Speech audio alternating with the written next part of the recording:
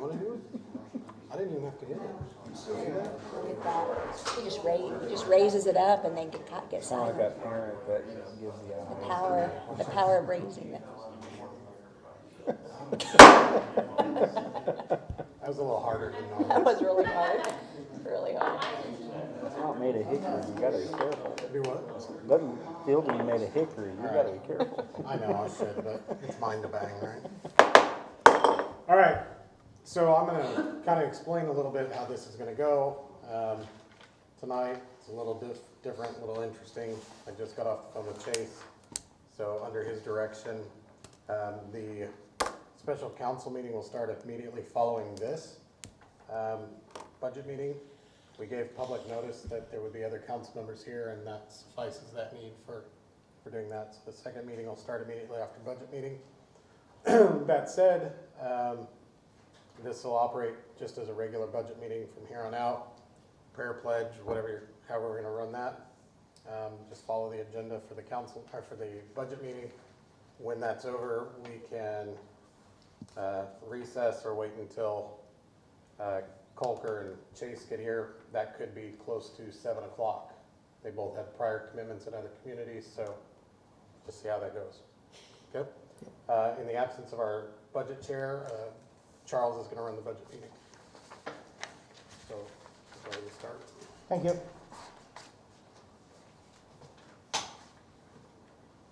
You ready? Mm-hmm. All right, I call the meeting to order. Can you do a roll call, please? Lori Bradshaw, Here. Charles Trammell, Here. Kenneth Brashears. Here. Next item on the agenda is petitions from the audience. Mayor, we don't have any petitions, do we? All right, moving on.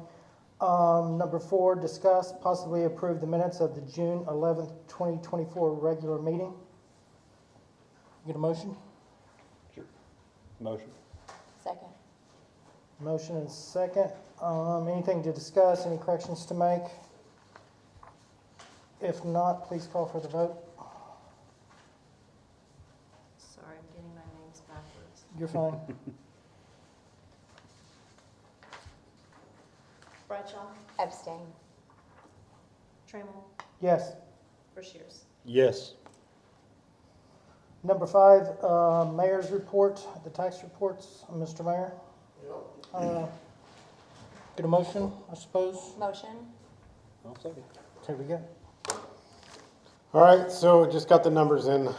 I guess it was the tail end of last week, Thursday or Friday. The numbers that came through for July, 929,000, so it was down a little bit from last year. I say a little bit, it was 98,000 down from last year. That's not right, I apologize. From last year, it was down 98,000 from last year. If you remember, we had $1,027,000 the previous year. Sorry, my notes are right on the line of that block there.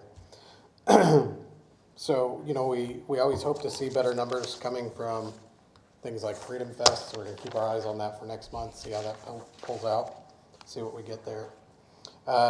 Use tax was down about just a little under 5,000. And then the tobacco tax, we did see a $500 increase on that. So apparently they were all buying cigarettes and smoking. So to each their own, whatever they want to do. You know, as we look at that, one little thing I'm going to make notice is that we are making our very last payment on the lease for the furniture. So that is one of the 5 leases paid off. Nice. And that amount was, I think we took that from $649 till 2036 or 2032, I believe.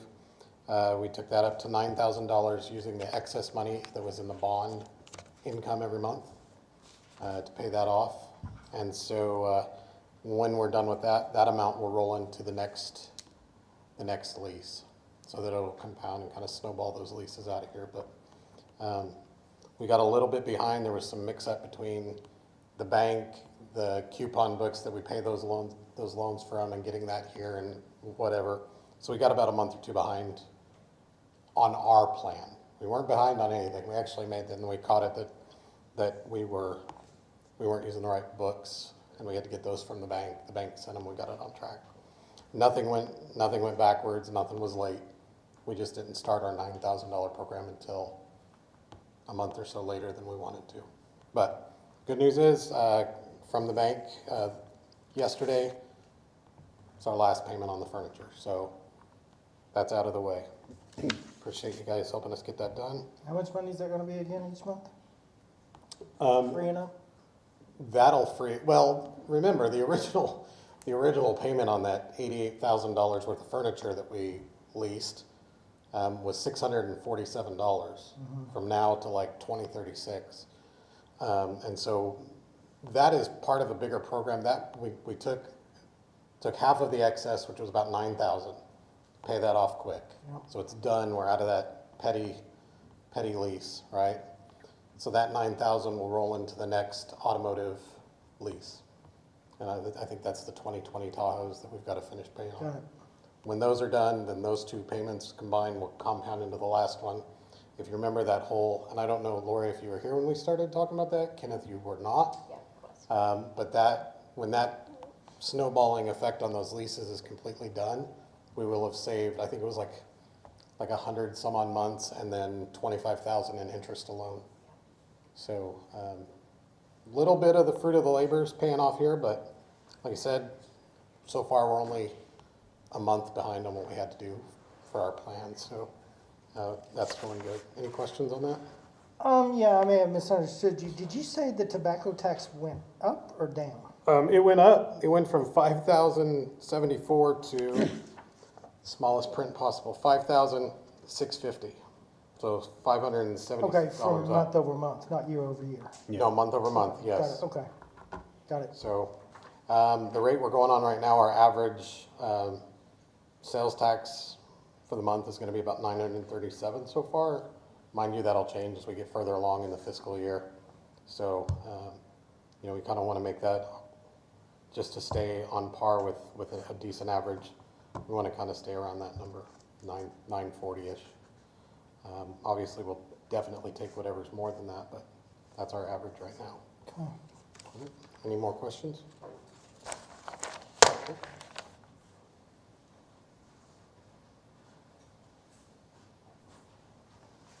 Okay, next item on the agenda is discuss, possibly recommend council action regarding the hotel-motel final expense report for Pryor Public Schools from 2023 to 2024. Make that motion. Second. Motion is second. Discussion? I actually have a question. What is this? Yeah, that was my question too. That was my question too. I'll come back up. So the hotel-motel tax is it's a tax that we do on it's a lodging tax is basically what it is. So when somebody from outside of the city limits stays in a hotel or whatever else, we're currently trying to make sure where Airbnbs and RVs fall into that category. We've been looking a little bit at that today, this current week, so we're trying to get that all zoned in. But the hotel-motel tax is a taxation on people from out of town staying in our hotel rooms. So Jay has been currently working on collecting any back hotel tax, so that 5%. So if you go to Muskogee, Lori, and you stay in a hotel and they've got a 5% hotel tax, you'll have to pay that in addition to the fee you pay on the room. Right. Now, if you're staying in a hotel in Pryor, that tax is not applicable to you because you're a resident here. So as we look at those taxes, and we've been kind of talking a little bit with, I think maybe rephrase that, looking at towns like Catoosa, who have found that there is an additional taxation on top of that is now available to do. So maybe, you know, like Charles, you brought up a few months back that the alcohol tax and stuff. We're looking at that because Catoosa, August of last year, put an additional 3% on that hotel tax that they have. And that was allowed to go allocated to their general fund. So the cool thing about that is that tax specifically cannot tax any resident of Pryor. Does that make sense? Mm-hmm. So as we go through and we're looking at our hotels and what they owe, that'll be a nice little bump. We had, you know, a couple of them that got behind. get it paid up, let's get it done. Jay's working on that. So the hotel-motel, when it references that here, when that ordinance was created, there were specific percentages allocated to the chamber, Pryor Public Schools, Main Street, and then there's this like little pot at the bottom for community stuff. There's been some, how do you say this? There's been some word of mouth changes over the years on how that's to be allocated out, what it can go for, whatever. And so as we wrap up this 23, 24 total lump of people that have requested and applied, we're actually going to sit down with some of the members of that hotel board and make sure that we've got it correct, rewritten, and done the way that it works best for Pryor. And so when we talk about the school, that's the school's total allocation, and I think it's like 19%. I'd have to get the numbers. It's like 19%, whatever. Anyways, and then there's a little allocation they got for band days. I don't know if you remember, they used to do band days, but they don't do that anymore. So that $2,500 is not expended by the school. They just, when they were approved, it was approved less that $2,500.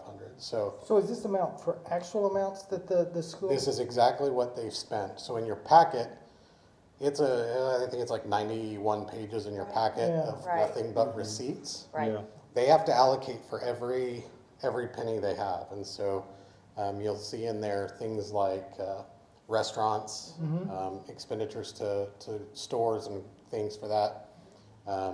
You know, there's been in the past conversation about what the school uses that for. It's supposed to be things that help operate in the name of like tourism, economic development, things like that. So they use a lot of it for hospitality rooms, for their sporting events and things like that, for meetings. And then they do a wonderful job of giving hundreds and hundreds of receipts that have to basically add up to the number that you're approving. And so you're basically tonight, like it says, recommend council action regarding the hotel expense report for Pryor Public Schools. And so that's what 6 and 7 are, you're approving the school's usage of their money. So 6 is what we're basically reimbursing them for, based on the approved allocation, correct? Right, and then if you see there in 7, it is the letter of intent For with next no band days. For Like this it said. current year. Right, So we're number 6 is $29,636. correct, Okay. right, which is within their allocation, so. Any questions on that? Confusion or concern? No, I'm done. No, I think I'm good. You good, Kim? Yeah. Okay, call for the vote. Trammell, Yes. Rushiers, Yes. Bradshaw, Yes. Number 7, discuss possibly recommend council action regarding the Pryor Public Schools 2024-2025 hotel-motel letter of intent with no band day expenses. Motion. Second.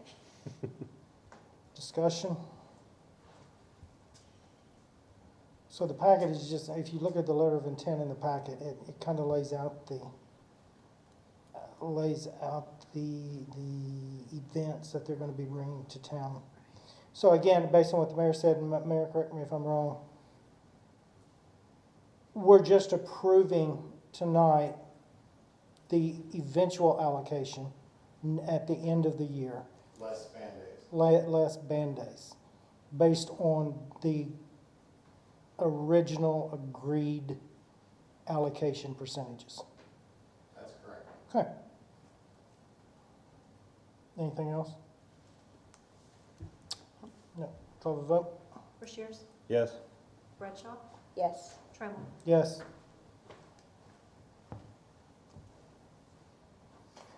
All right, number 8, notice the mayor left. Discuss, possibly recommend council action regarding the hotel-motel grant application from Oklahoma Freedom Flight for Extravaganza 3, held July 27, 2024, in the amount of $5,000. Motion? Second. Discussion? So this is basically, they brought that huge event in. You're tracking that. They brought in the Oklahoma Freedom Flight brought in that wrestling event, which was pretty big. Brought in a lot of people. So this is just the reimbursement of the hotel motel tax. Yeah. 5,000. So Yeah, discussion, anything else? Nope, call for the vote. Bradshaw, Yes. Trammell, Yes. Rushiers. Yes. Number 9, discuss possibly recommend council action regarding the hotel-motel grant application from Pryor Area Chamber of Commerce for the Bluegrass and Chili Festival held September 6th, 7th, 2024, in the amount of $5,000. Motion. Second. Discussion? Okay, call for the vote. Trammell, Yes. Rushiers, Yes. Bradshaw, Yes. Number 10, unforeseeable business. None that I'm aware of. Anything? Okay, number 11, adjourn. Make that motion. I'll second. Call for the vote when you're ready. Rushiers, Yes. Bradshaw, Yes. Trammell. Yes.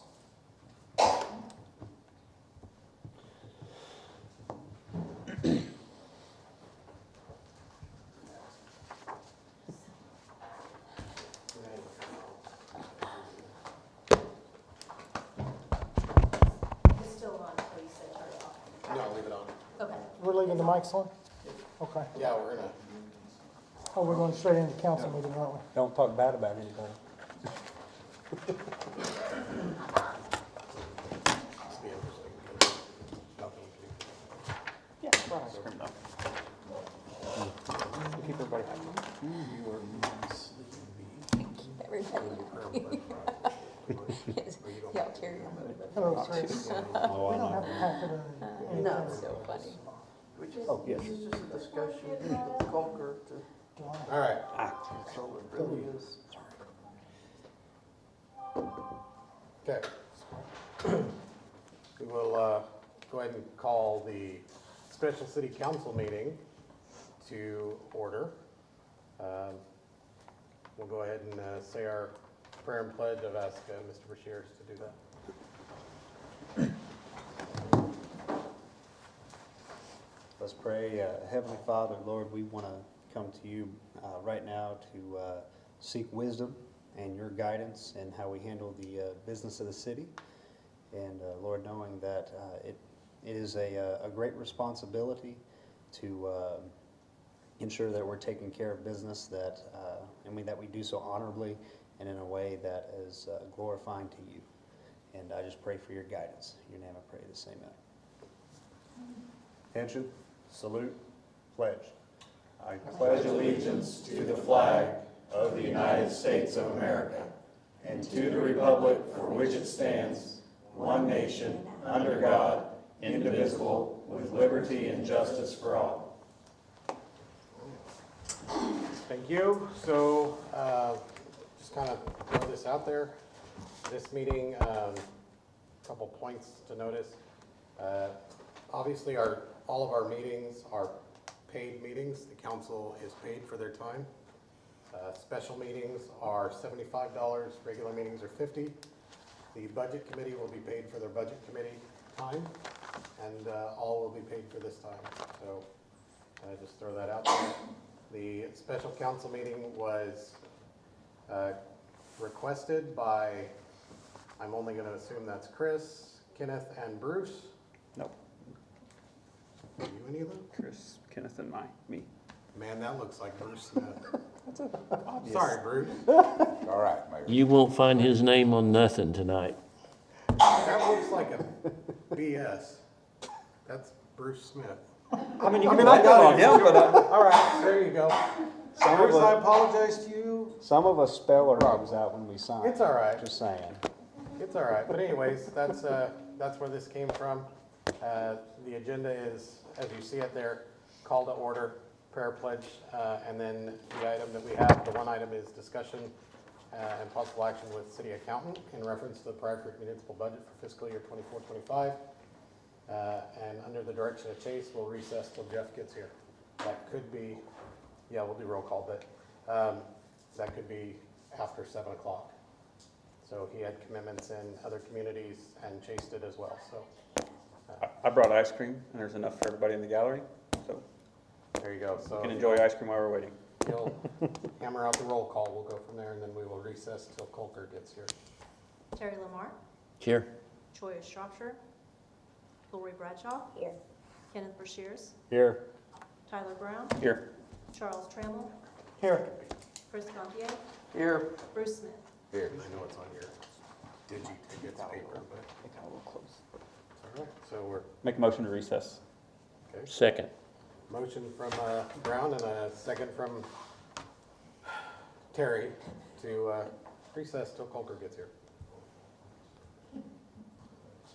Call for the vote. When you're ready, sorry. Lamar, Yes. Bradshaw, Yes. Brashears, Yes.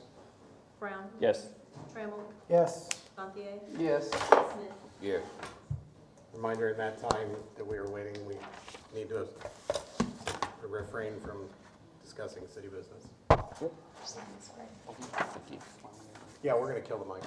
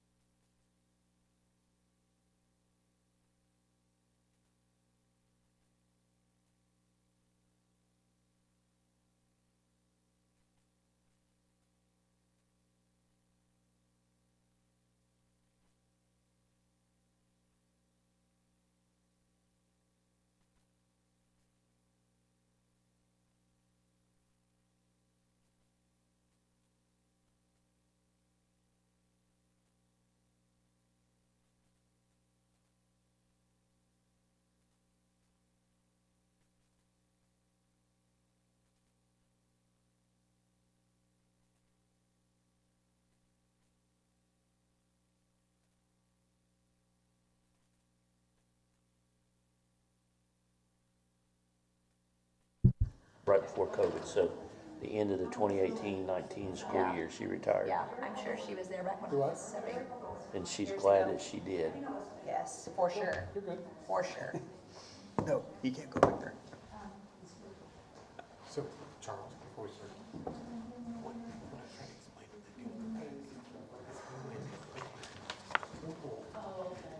the salaries, like insurance, everything, total bottom line, instead of just the salaries, it was like 20,000 more.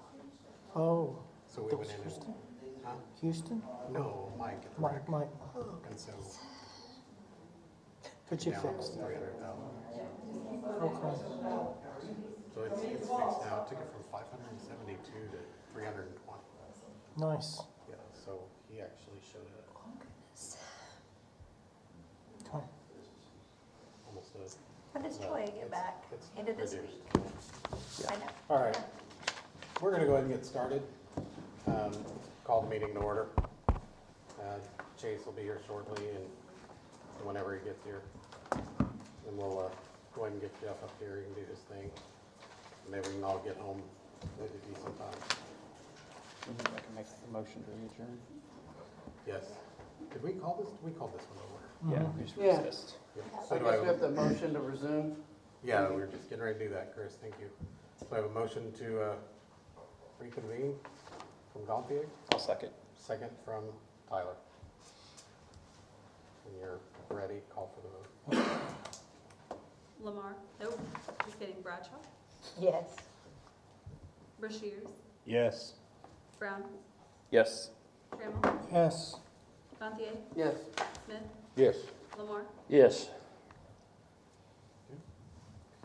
All right, so we have one item on this agenda, item number 2, discuss some possible action with city accountant in reference to the Pryor Creek municipal budget for fiscal year 24-25. I'll make that motion. We have a motion from Gantier, Second. second from Mr. Smith. Mr. Mayor, before Jeff comes up to talk to us and answer any questions, I'd like to ask you a couple of questions about the budget. Yeah. What, as of today, what is your proposed total budget? What are you looking at? You want the legal budgetable amount that we've got it narrowed down to? I want that and what you're really gonna put in there. What I'm really gonna put in there is what I'm gonna tell you. Okay, Okay, so general fund budgetable amount, 9,242,774. 242.74, 242,774. okay? Okay, that's the budgetable amount. The total we're at currently is 9,243,149. So there's a $375.86 difference, so we'll hone that in. Okay. And when do you plan to present the budget to the council? Pretty soon, we're pretty close. Jeff, wouldn't you say we're, the general fund? I have a few questions to work through on like the capital outlay, and I want to make sure I have those numbers right. The urgency for right now is strictly the general fund, which would be, just for reference, the 02 accounts, 201, 203, 205, 207, 208, 209, 211, 213, 14, 15, 16, 17, 18, or 17, 19, 21, 23, 225, 231. So that does not include 14, which is street. That does not include 19, which is cemetery care fund. That does not include, now that doesn't mean we're not done with them, it just, they're not general fund. 41, which is golf. 44, which is capital outlay. 46, which is the rural property. 84, which is rec. 88, which is the, what we call the PPWA. 91 is E911, and 98 is EDT. Okay. And so you're thinking maybe at the next council meeting or I would after love to that? be ready to go by the next council meeting. Okay, Definitely with the general fund, possibly with everything else. okay. And for the audience watching on TV and here, can you explain our budget process of the 90-10 rule? Yep, so, we can budget 90% of what we've got. Is that 90% of that 9,242,000 you just said? Yeah. Okay. Jeff, let's let the. Let the keywords are expert do so it. much delicate. The budget amount, the legal budget amount is 90% of last year's revenue, which I don't have the exact figure of that, but then the carryover, you can budget 100% of that. So when you take 90% of last year's revenue and add the carryover, you get the 9.2 million. Which carryover is any of our reserves, or if we had surplus funds, it would include Basically, that. it's the cash on hand less any liabilities that you may have at that time. Okay, so to explain, part of the reason for this meeting is because I've taken calls from people in my ward. I think some of the other councilors have taken calls from people in their ward. Yes. And Mayor Doyle is, I think, appropriately saying we're going to budget the legal amount that we're allowed to budget. Right. But that is not the amount that we actually should spend. Is that accurate? Question. We've got to vote first and second to go back into session. We didn't have to answer. We Yeah, did. We did that. We did, and we made a motion to be into this. Yeah. Okay, all right, carry on. So when we're talking budget and we're saying legally amount able to budget, Yes, that is the full amount. That means if you spent that entire budget, you would have nothing left in the bank. in the bank Correct. in the next year. So Correct. the amount that, That you should spend, is that what you're correct. asking for? Yes, sir. To amount you not should- get into any reserves. Well, then it would be the 100% of your revenue, your, what I call your repeatable revenue, which was about 8.3 some odd million dollars. Okay. Yes, I think to Councilor Lamar's first question was, how much are we actually going to spend? It's not the same as how much are we actually going to budget. correct. Is that correct, Terry, in what you were Yes. asking? And that has been 100% of what we have shared with department heads and anybody that's had to explain, let me explain that to them. Yes, you should not spend the entire budget. Yes. So that 8.3 million is almost That's $1 everything. million less than what you can legally budget. Yes. Well, yes, 900,000 something, Yeah. yes. So when we're crafting our budget, do we leave 900,000 in unallocated reserves? Would that be the intent if you didn't want to spend that? That's up to you. Because really, you can allocate it all to one department for all I care, as long as, but you just can't spend it. You know, the budget is your choice, and you allocate these money, but the fact is you can't spend it all. So I understand. You've been a municipal accountant for many Yes. years. Your advice to a city that didn't want to touch $900,000 would be put it where? If they could, put it in unallocated reserve, yes, And not touch it. and not touch it, Okay. And then we'll operate actually off an 8.3 million, right? if possible. Although I have had places before where we've had to actually budget everything and hope that they did okay. It's So- sometimes it just depends. If the 900,000 went into unallocated reserves and we started getting better revenue income, and could you move it? Yes. You can always move it throughout the year, right? Yes, you can transfer budget. It's called a budget transfer, and as long as you don't exceed the total budget, which is why you always budget the full legal amount possible, you can move within accounts and within departments, no problem. It's only if you needed to spend more than the budget you turn into the county, do you have to file an amended budget. Okay, last year our budget was 9,387. Mhm. Did we spend all that? No, How much did we not spend? Now, when I say that, we spent, we're using our reserves, and are the reserves going down, are they decreasing? they did go down, yes. So we're actually spending that plus or sucking our reserves out. Right. And so the 8.3 million is actual money to work with and not touch your reserves. That's right. If you spend 100% of your revenue but not more, then your reserves should stay the same.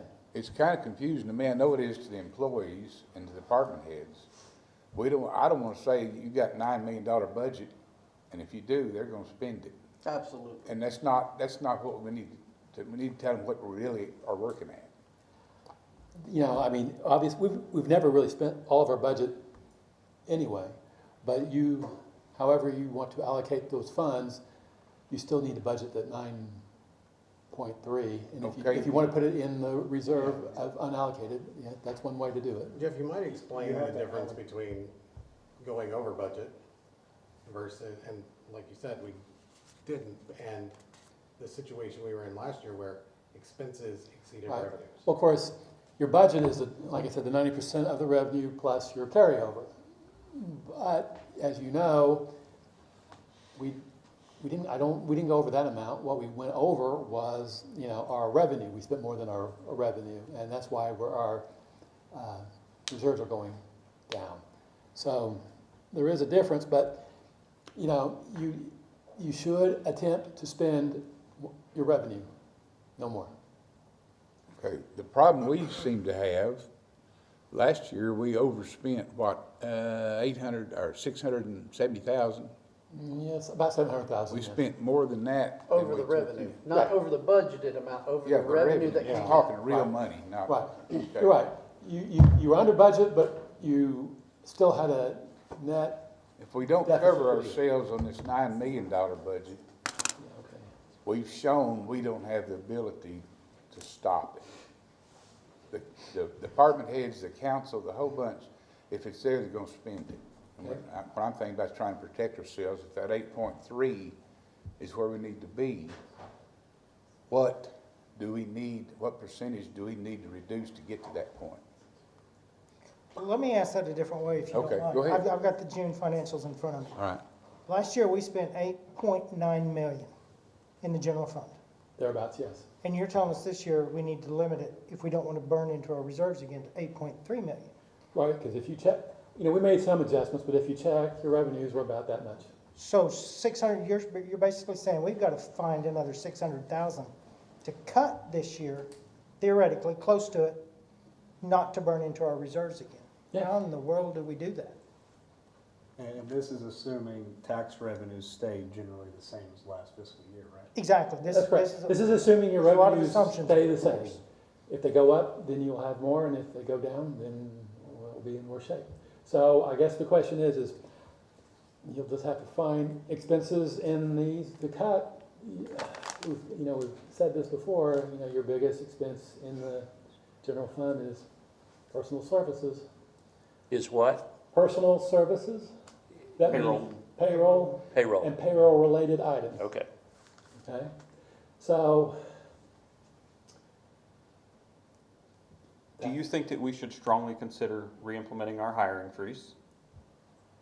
Technically, we still have a hiring freeze. Okay, fair enough. As far as I know. Do you think we should strongly consider not hiring anybody for a while? Yes, Thank you. if you can, because right now your expenses, that would just, unfortunately, that would just compound the problem, I would think. So, if I remember right, if I remember hearing right and reading right, Oklahoma is the only state which its cities and towns operate strictly off sales tax revenue, like in general fund wise. Well, sales tax, use tax, other taxes. Right. You're talking about not ad valorem tax, property tax. Right. Right. Is there anything else we're legally able to do? I mean, I don't want to go there, but You can raise taxes, raise fees. Of course, raising taxes would require a vote. yeah. There are certain fees that we could probably implement that would not require a vote.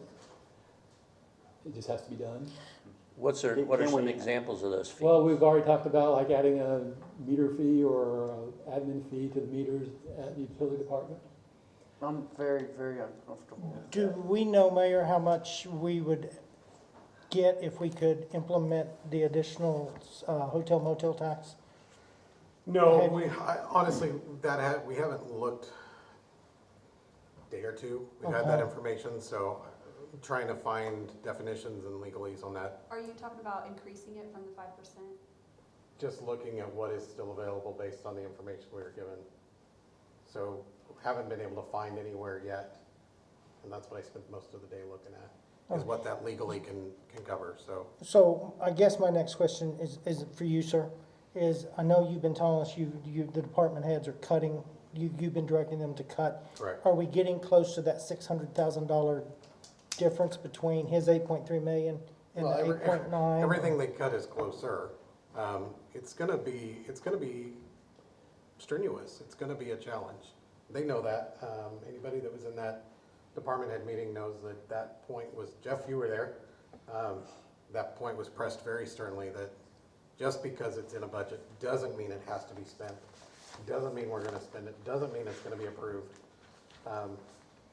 You know, they know, they are aware. I think the issue we're having, not the issue, the concern that this council is having is there have been multiple times that we have had a department head stand there, one in particular, who will say, well, it's in the budget, so we can spend it.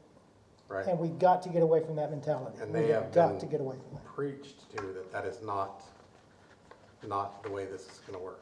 So, Yeah, now, just remember that, just because it's in the budget, it's not an approval by the council. The last thing I had, because I know there was the issue about fees. Can that be made to go to a vote of the people, or is that strictly stay in our lane? It depends on the fee. It depends on the fee, but I don't think a fee is required to be voted on. I mean, I'm not saying that it can't be, that would be a question for him. Right. But taxes, anything based on a percentage would Yeah. definitely be required. I mean, even if it came to that, I'd much rather either go to a vote of people as opposed to 8 members, but that's, you know. sure. I mean, I think something important to remember is if the council were to decide that, and we were in this boat in 2017, I think, with the last increase that we made, it's a great deal of education that needs to go to the public on what is required, what is needed.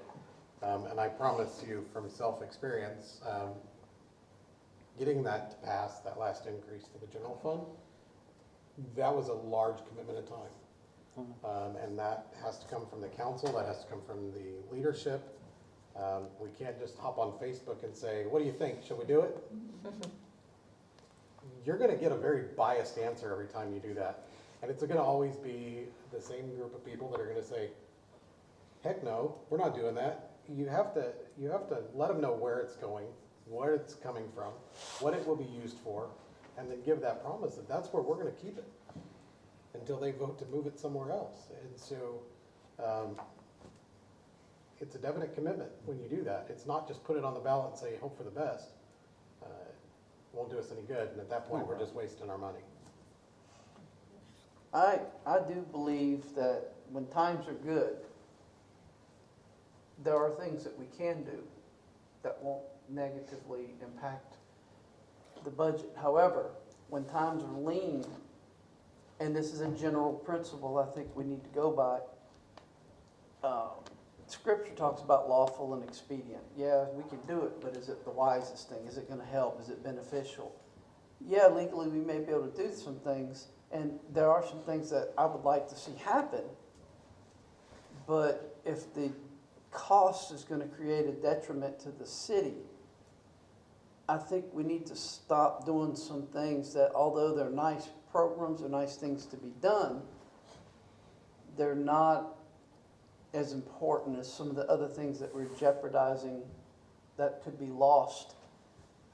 Firing people, laying people off, etc. I don't like that concept at all. If I can get a Well, I think there's a lot of other cuts we can Yeah, and make so- before we get to that point. right. So my thing is, that's what I think everybody should be looking, is to find ways of cutting, because $500 here, $2,000 there, it adds up.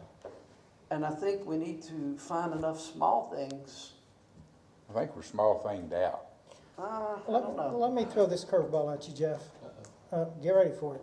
Is our sales tax too high? No, We keep talking about, and hear me out on this. I have tons of people who tell me that they go to Claremore to buy all, to the Walmart, to the Reasons, to buy all their necessities, because it's cheaper, even after, their sales tax is lower. In fact, I think they just lowered it. That it's even with the gas to go over there, they're still spending less money. We keep talking about spending more money or raising taxes as a revenue.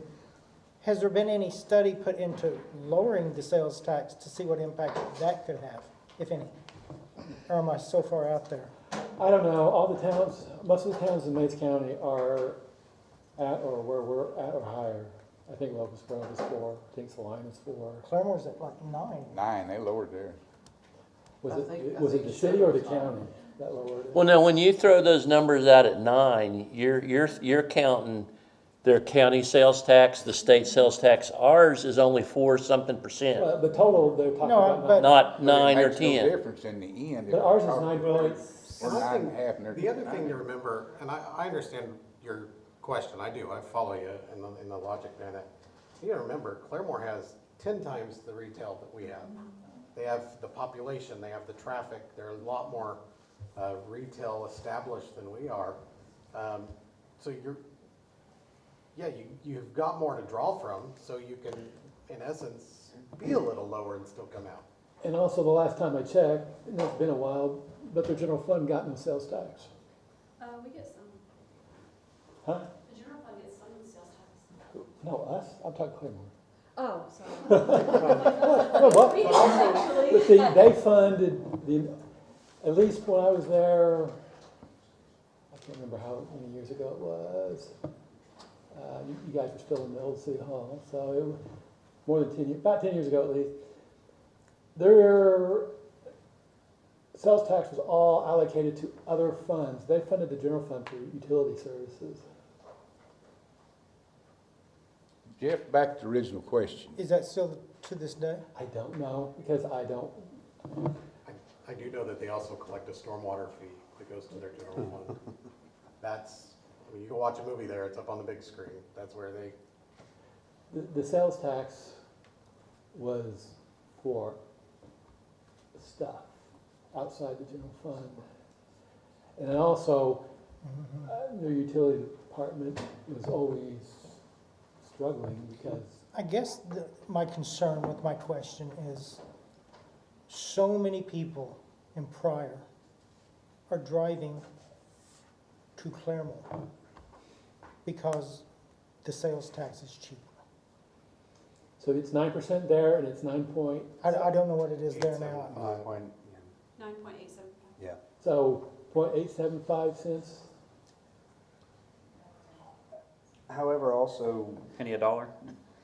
one of the Ish. things too Okay, is not even quite, but a lot of people will drive to Claremore because they have things that we don't.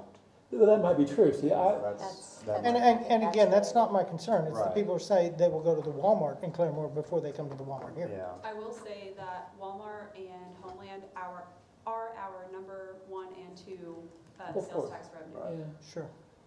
Not just grocery stores, number 1 and 2 for all of the things in town that. I think our discussions went from how do we save money to how do we raise tax. Now, the Actually, mayor's it was more like how to lower comment tax. was directed It's towards lower, me yeah. because I put it on Facebook to see what people wanted to do. And if the newspapers back here's got the guts, you ask the people and see what they say. If you don't want the mayor chastising you, but there we go. Well, I'm Work for curious, the people, that's what we're gonna be asking. and this is probably a question that you can answer, or that maybe you guys can answer together.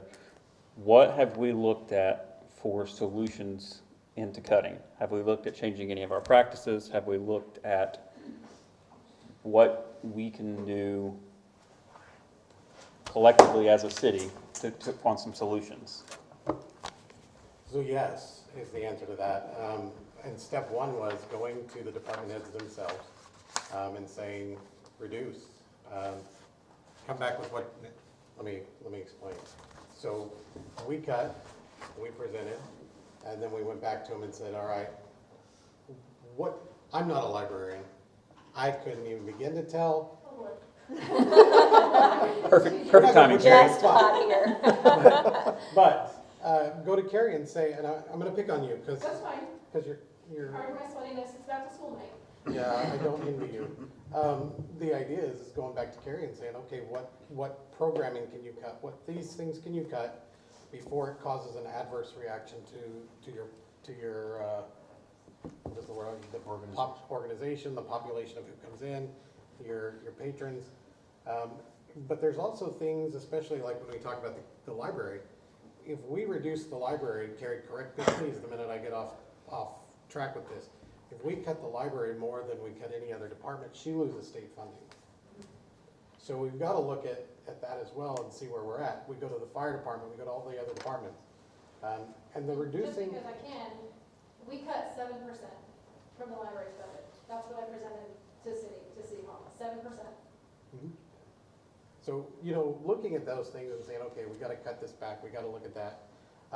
One of the things that Courtney and I have been working on for the general fund is also placement of things that have been historically taken out of the general fund. For example, again, just an example, are the air cards for the fire department. Coming out of, what do we say those were They coming were out of, coming like, out of 201, so I moved them to somewhere in 217. 201. Well, those need to go to the fire department. That's their expense. That needs to not be out of the 201 file. Community development, Craig Higley, who is our, I thought 201 and 207 were both general fund accounts. They're all general fund, but 217 is specifically for the fire department. right, So instead of it coming out of 02, 201, whatever that account number was, we moved it to the fire department's right. section for organization. It's still the same money, but Okay. at least he'll be able to see all of his Okay. expenditures in the same place. Right. Mr. Mayor, before you go too far, you made mention of 7%.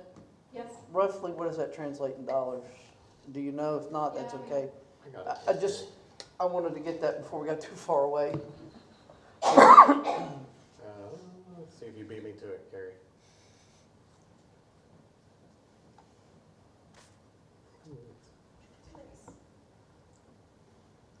If I can remember them all, that would be great. What is she? $42,237. Thank you. And that includes 2 part-time positions. Okay. How much was that? 42,000? What'd you say we had to cut to hold where we're at? How much? Let's see, roughly. well, you spent 8.9 last year? Well, 600,000 of, divided by 8.9, so not 7% might be about right. So if every department could do that. Was there a percentage number given to department heads or just a Nope. general? No, there was that you not, need not to this cut? time, because we were just seeing what they were gonna do. Okay. But if she does cut 7, others gotta match it. Otherwise, we gotta pad hers a little more, or she could lose. How much state funding do you get that would be in jeopardy? Because that's, It depends on the year, and it depends on who qualifies for state funding. It can be, like this last year, it was about $8,000. It has been as much as $12,000. So it really just depends. It is not a grant that I budget in because I don't ever know what the amount's gonna be. I would anticipate it being between $7,000 and $8,000. so it's substantial, but it's not. It's not the end of the world, but it also jeopardizes our standing with the state, and the state library and the help that we get from them. So it's not, Important, actually. yeah, it's really important. And if we wanna talk about a county library system, we need a state. So, let's not take them out of my, Is that the Like a number, loss. or if you cut 7% and another department cuts 5%, does that put you in jeopardy? If it's your voluntarily cutting, or is it? no, they look at the whole of the general fund. So if the library is cut 7%, but the Parks Department's only cut 2%, and the fire department is cut whatever, then that jeopardizes our funding. We might be able to talk to them, but again, I'm not ever gonna say, please cut my budget more than everybody else's. Well, I'm just saying, but realistically, it might be that we have to cut your budget less because we can't cut other departments to a 7% mark. That would be great. Would that be fair? That would be fantastic. Well, that's what I was talking about. Well, and- the If padding. we cut her Yeah. 7%, but we only cut other departments 3%, 5%. 4%, 5%, it might be that we can only actually cut her 4% and not the full 7%. Correct, and we've looked at all of that, you know, as we went through, we had to, I think we had to go back and increase your utilities, make some Right, adjustments yeah. from those numbers, And, so. sorry, I'm not privy to everything that the mayor and the city clerk have, but from what I can see, the cuts that everybody has done, we look about even. So I'm not really worried about that. I mean, we'll of course do whatever you guys want to do, But that's just something to consider when you're looking at the library funding. Also, we're a quality of life institution, and businesses really like to look at quality of life institutions when they decide to come to a town. Just gonna. Well, I'll Just go gotta on mention that. record. I mean, I don't go in the library a lot because I have a lot of my own Bible, library. But libraries, in my opinion, are very important, especially to schools, because schools can't keep enough books and resources for their projects and things like that, and so having a good library.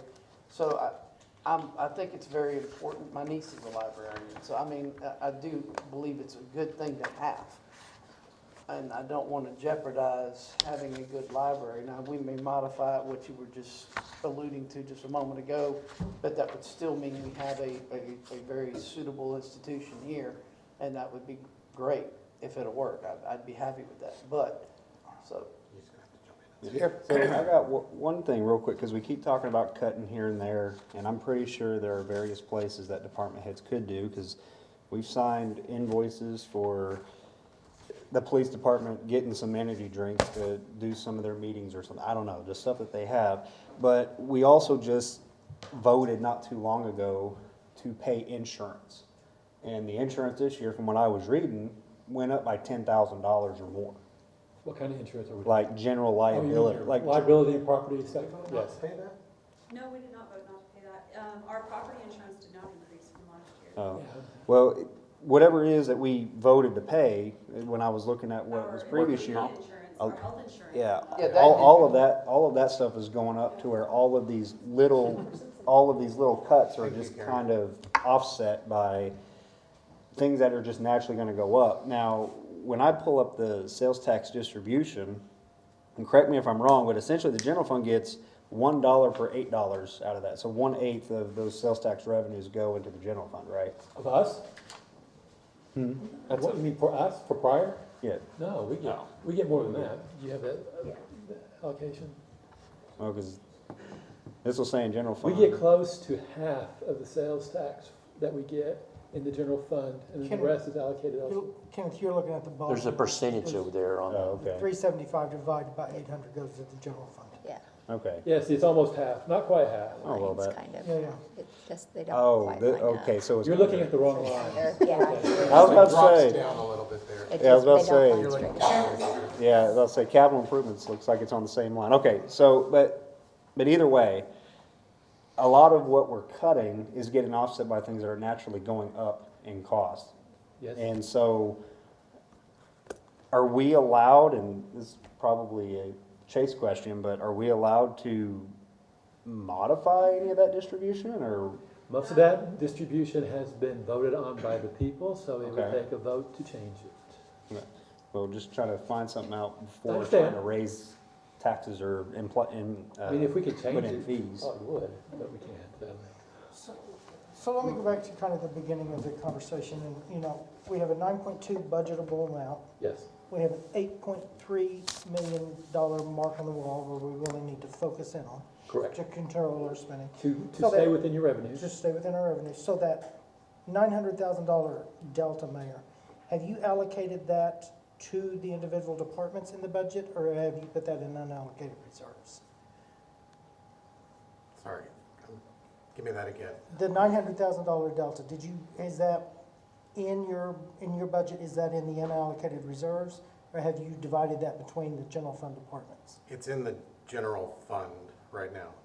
The departments. Yeah. It's not in unallocated. if I'm- in. Thank you. Okay. Yes, I don't know what the unallocated is at the moment. I'm not sure if there is much. Do you have that there? I mean, you do too, but it is. Is it on that worksheet? But while she's looking at, Okay, so if it's, 16,200. but to the next step, and then I'll stop, is if that 900,000 was an unallocated reserve, we could move that anytime in the year we wanted to. Sure. As we needed.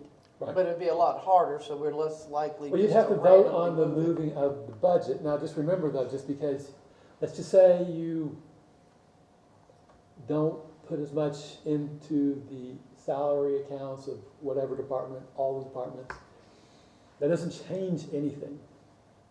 because you still have the same employees. So you'll still spend the same amount of money unless you do something. So just because you don't have it in the budget doesn't mean that you won't spend it if it's not there, because you actually have to take an active measure to modify those expenses. So our 8.3 needs to be realistic as to what we know we will spend? Well, actually, how can I say that? You can allocate the budget however you need. You're just still going to have to make cuts regardless of how, if you budget it as unallocated or not. Okay? So if you assign it to the departments or you put it in unallocated, all you've done is just move from one budget line to another budget line. It doesn't change how much you're actually going to spend. Except for when a department head pulls up something to see if they have something in a budget, if it's in unallocated, they don't see that. Yes, I know, but see, let's just say, I was saying, my example of salaries, let's say you budget $1 million for salaries in whatever department, okay? But you have 1.4 million of employees. You're gonna spend the 1.4 regardless unless you take some action. So you either budget for it or you make some action. So it won't change anything, this allocation to unallocated won't change anything unless you take further action down the line. So putting it in the budget doesn't change anything because you can take action further on. I'm not suggesting you take that action in that kind of category, So but it's up to you. You're basically saying if it's not included in the budget, they'll just blow through that budget and then surpass it real quick. Well, especially on fixed costs such as personnel. Other costs that we have, you could budget zero for insurance, but you're still going to have the insurance expense. You could budget zero for fuel, but you'll still have the fuel. So those items, like we're talking about, salary, insurance, things we can't get away from, fix that amount, and then what's left over we work with, and if we can't make it work, then we have to figure out what's going on then. But the idea is we need to be real with the numbers and trim where we can so that we don't. Because if we lose revenue, and we all know there's a little volatility in the stock market, and there is some concern. I mean, these are real things that's going on worldwide, just not in our country. Consumers, if they lose confidence, they spend less, we get less. So we don't want to put all our eggs in the basket, like they say.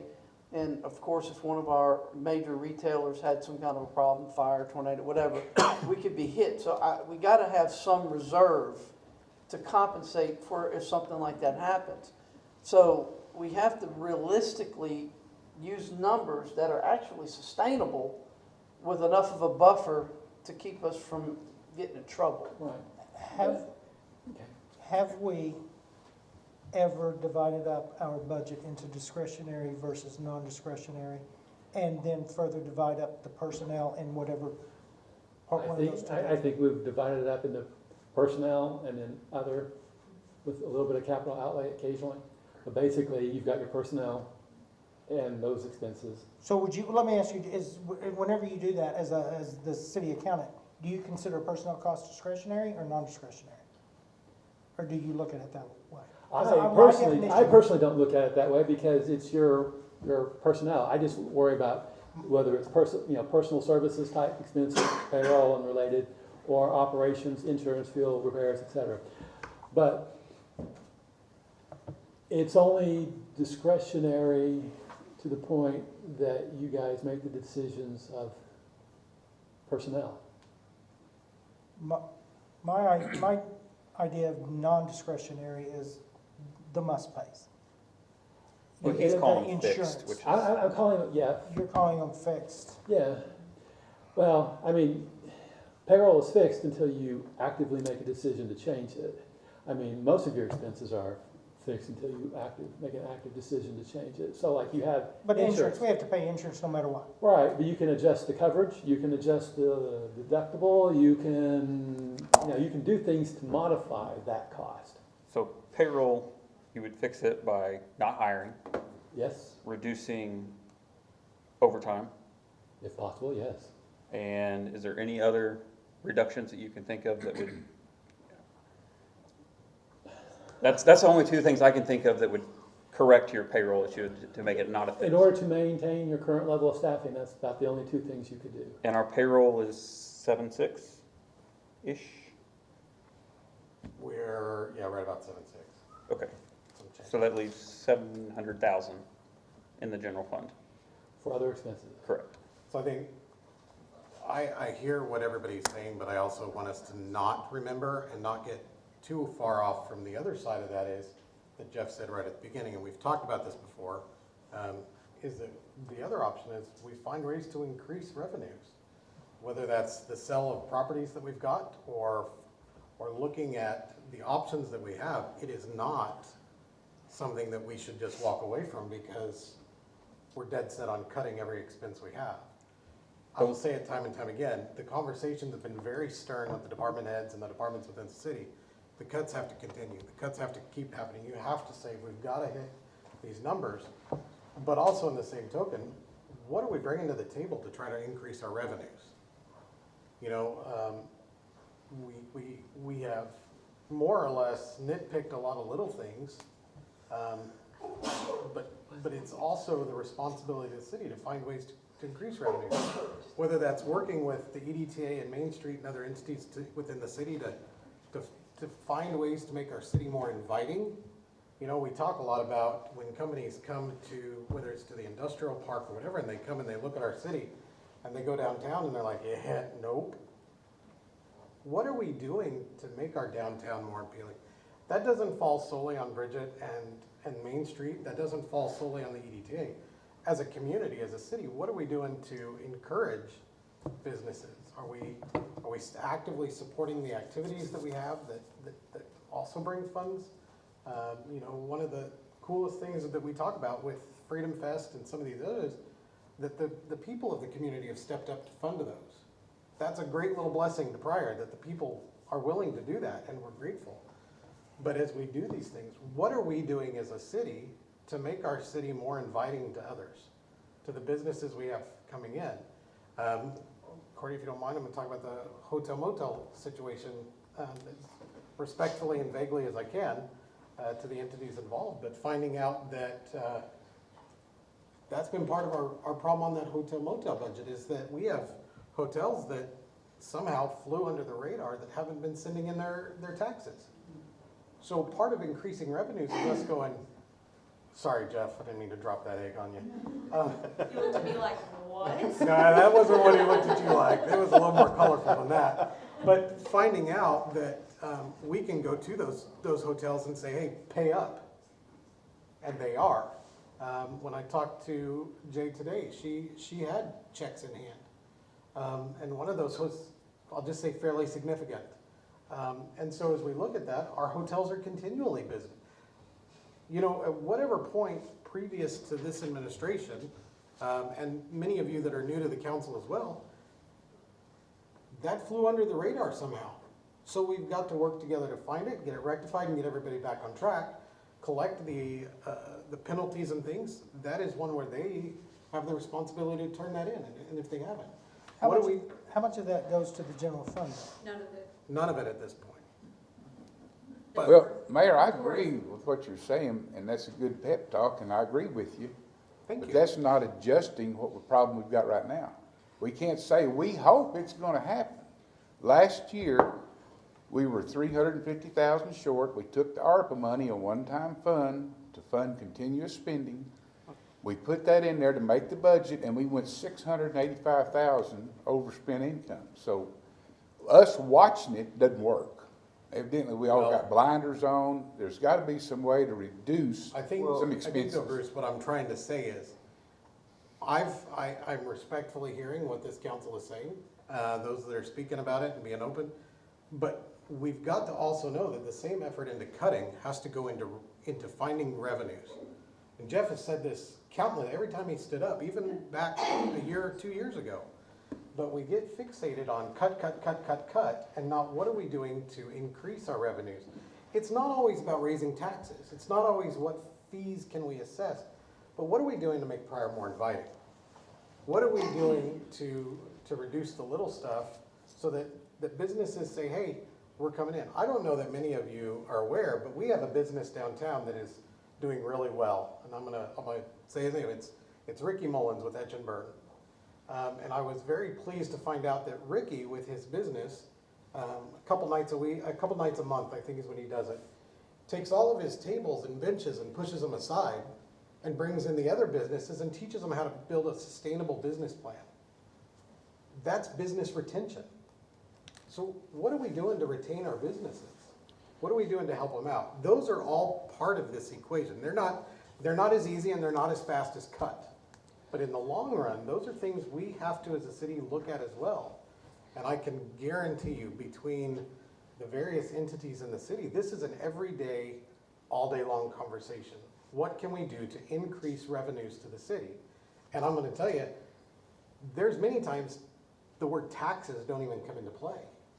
What can we do to make our community more desirable to businesses? What can we do to help the contractors? This has been, how long have we been working on the permits and the contractors so that Since almost day one. so that they are willing to work in the community and build these buildings? We've had several, 2 or 3 contractor roundtables to just listen to them. No agenda, no printed agenda, just what do we need to change so that you're willing to build in our city again and bring us homes? You know, we've got to look at those things that we can do without requiring annexation of building apartments. And we've got that plan working now with a developer who's wanting to build apartments. And their requirement, when they came to the table, was it has to be in city limits. We don't want to do annexation. We want it to already be there. We want the city to get the income from the building and the construction and things like that. So yes, the cuts have been pressed. The cuts are continually pressed. Every day they come in and they, those that come in every day, they leave with their tail so between their legs on, man, this sucks. But they understand. But they also are told, what are we doing to increase revenues? And so those are 2 equal parts to that. But Mr. Mayor, Yes, sir. revenues come down the road. Cuts start now. And the that is where we're talking about. Sure, but the revenue process has to be started now too. I have I agree, no problem. but the cuts have to be started before that because we are in And that's a budget problem. Mayor, work in progress. you've given a hell of a pep talk about that, and that's fine and dandy. But we have a budget right now that have to be worried about today versus tomorrow, what's gonna be done to get businesses to come in here. That's another subject completely on its own.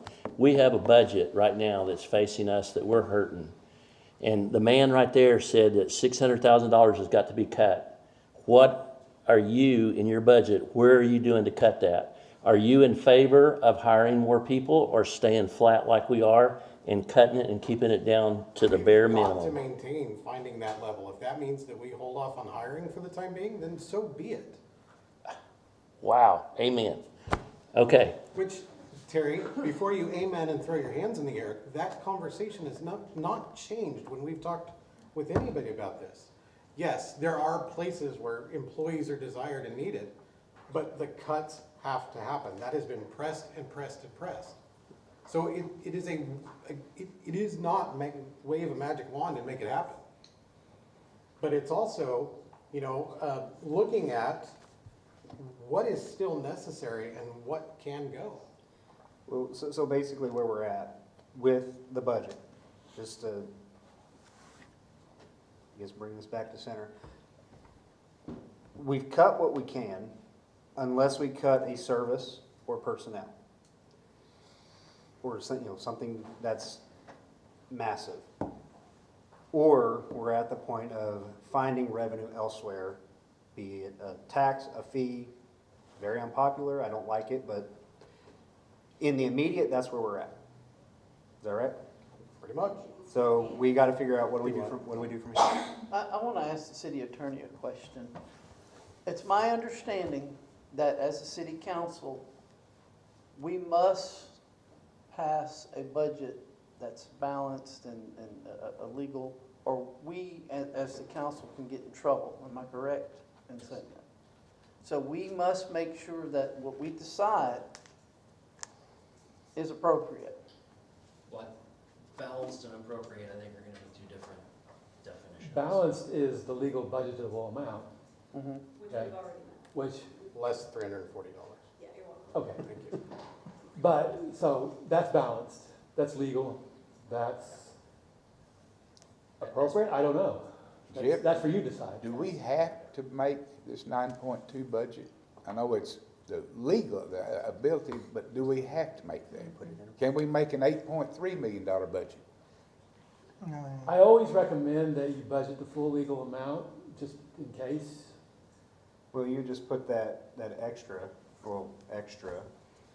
into the reserve? Yeah, That's all you would do. That's what I'm I in mean, favor of. if worse comes worse, that's what you would do. Because if we had to use it, we'd have to use it.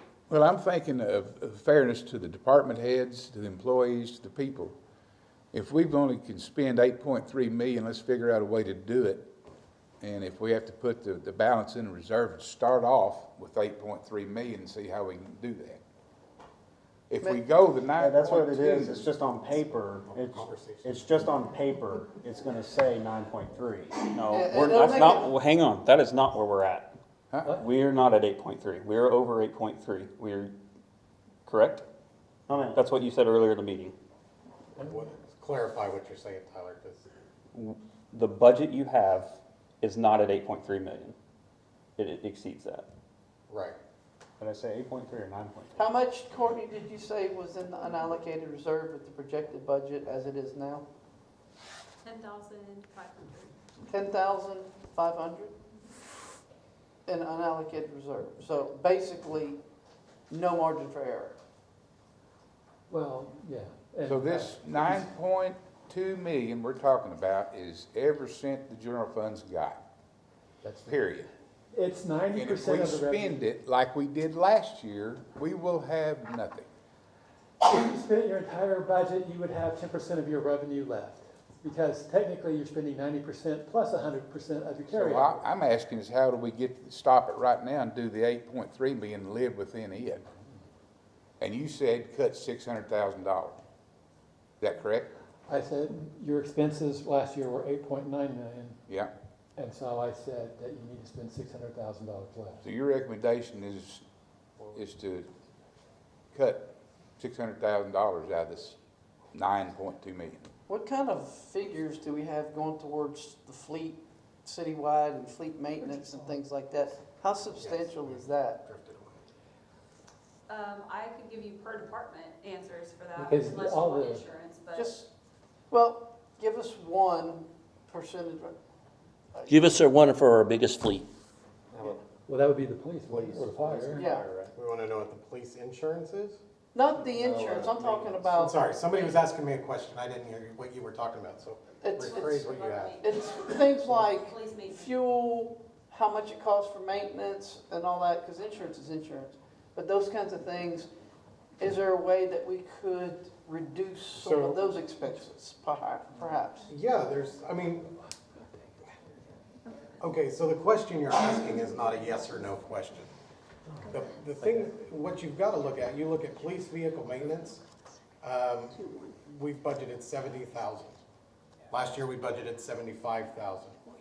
So we've taken that down. Police repair and maintenance, which is not necessarily restricted to their vehicles, that's restricted to, there's no restrictions to other things, typically like here, our repair and maintenance can go for elevator repairs and things like that, so it's not specifically to, do you need to? Mary, you said that 70 and 75,000 was for maintenance on police Vehicle car, maintenance. vehicle maintenance. But what was spent? You budgeted that, but what Do did you they? have that number, what we I do. spent? Would you please? Police vehicle maintenance was $92,576. We Repair also- maintenance was $32,577. Gas and oil was $108,186. Right. Okay, thank you. How much, Is that a rough total of a little over 200,000? It's approximately 232,000. Okay. so potentially driving them, that's not counting the fuel. No, I counted the fuel. The fuel was 108. That was included in there. Yeah. So if there's a way to reduce that sum across the board, it could potentially help us. Right. You know, I guess the question, Maybe like unnecessary vehicle usage. I know we have to use them, but are there ways of the unnecessary amount, just because we just don't have it? And different things like that, you know, only doing necessary of things. course, gas was pretty high last year, it's lower now, but I don't know about repairs. There is still some inflation. What about police overtime? How much is that? What does that give you? $114,000. Yeah, I think we should seriously consider limiting that to emergency only unless it's for some major pre-approved event. Because, I mean, we have to do something. If we can cut oil maintenance, anything but laying somebody off, if we can go cut other things without having to cut personnel, we need to look at that and see if that's a viable option or not. Well, the only problem with maintenance, with vehicle maintenance, especially when you're working with fleet, you have no way to we don't know. gauge what that's gonna be. And I know we've looked at moving vehicles, you know, the way we did the lease with the 3 and then trying to do that. The problem is, all of those costs are going up, and I know that firsthand, even for what I do. And, I mean, that's just the way it is, unfortunately. I mean, the fact that they get $29 oil changes is just But if we're unheard using of. like BG. Yeah, now that's a question that. I mean, that can be asked. if that's gonna You can ask extend that the question. life of our vehicles, why don't we keep our vehicles longer? If it's helping, if it's not helping, Yeah. why are we keep using BG? Actually, technically, you buy the cars out of the capital outlay fund, which actually helps the general fund. Yeah, And right. you maintain them in the general fund, which hurts the general fund. So actually keeping older cars hurts the general fund more than it does buying new cars. Now, I'm not saying you should go out and buy all new cars. But he would love that, but that's the way it works, because we buy the cars out of the capital outlay fund and we maintain them in the general fund. Yeah, and that's generally true. The only problem is all the newer stuff, if you have to put it in maintenance, it's astronomically higher Sure. than what it used to. But even a 2010 model vehicle is going to fall apart before your very eyes and cost you tons of money. It is a given, Bruce, that you're gonna have high maintenance expenses regardless, and they're just gonna go higher. How do you reduce the maintenance? Buy new cars. Buy new cars. Use How the about vehicles quit less. driving the other ones so Yeah. much? Well, keep in mind, I mean, listen, let's get to the point here. You know, Kenneth's a mechanic, he's hit on it. Today we had an officer get in his car, and went to put it in drive, and the linkage went out. How is that preventable? We have another vehicle sitting at the Chevy dealership that has been repaired with those BG products, where the turbos started leaking. Chevy dealership said BG is gonna cover the cost of that repair because we use their products. So, you know, a couple $1,000 repair is covered by the company that, in essence, we're saying we're not gonna use because, oh, it's a waste of money. So I guess, Don't buy Ford, no. Well, listen, you know, the idea is it's a tit for tat a lot of times with this. Yeah, we could buy the new vehicles and the lease will cover a lot of that maintenance, that general maintenance. But at the end of that lease, that becomes ours, and typically those are 5-year leases. So that becomes our expense then, and then we have to. Anytime you have a fleet, you're going to have maintenance, you're gonna have repairs, and it's gonna be expensive. And you know, a lot of times, you know, even talking to our fire chief, that's why they're very blessed to have some mechanics on hand that can make those repairs. Last week, chief and assistant chief took a trip to Tulsa to buy a part, brought it back, handed it to the guys and said, put it on. You know, one of those things that we need to not take for granted that we have in our back pocket. But, you know, we also know that in the past, I wish Troy had been here. He was on the council with me when we started the lease program. We noticed that when we started leasing vehicles, James Williard came to me and said, Mayor, I got $62,000 in my capital and I need 10 cars. What do I do? And I said, well, figure it out. What do the other communities do? And he came back and we discussed the lease options, and that was the first year we took out the leases. and realized that we cut our repair and maintenance by $80,000. So, you know, maintaining a fleet is just, it's gonna be expensive, and as things go up, that's just something we've got to do. But with that same conversation at that same time, and I know some of you are absolutely against the take-home cars, and I'm not in this conversation to browbeat one department over another, but we also realized that when we gave them their own car and got rid of the pool car situation, and they started taking those cars home, they took better care of them. They maintenanced them better, they kept them clean, they took a little pride in that vehicle, and that also reduced our fees, our maintenance costs. And so, you know, we have to look at both sides of the equation, and you know,